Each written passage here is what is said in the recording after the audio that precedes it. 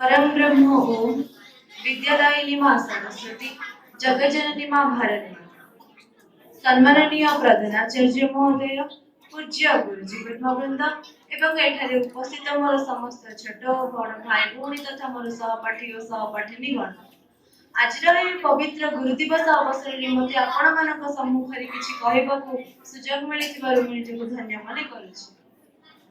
Doctor Sarvepalli Radhakrishnan जन्म दिवस को आम गुरु दिवस रूपे प्रतिवर्ष पालन कर से 1888 सेप्टेम्बर 5 तारिख दिन जन्म ग्रहण करथिले।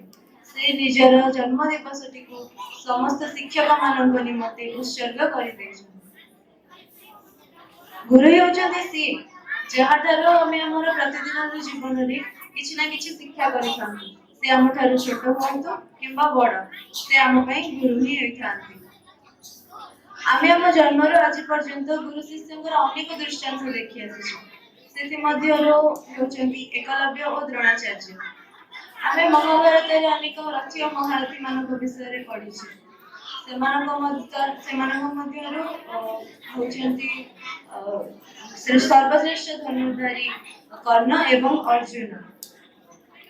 जदि एकलव्य गुरुंकर पदे मात्र कथारे बुढ़ा अंगुली को गुरु को दक्षिण रूप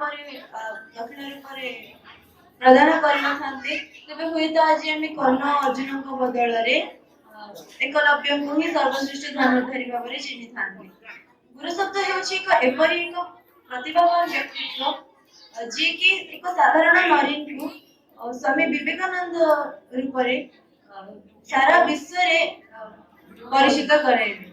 तेणु भागवत रे कहा जायछि गुरु को नमणि मनर गुरु ही साक्षात विश्व। एति कहि मो वक्तव्य शेष करूछि। धन्यवाद।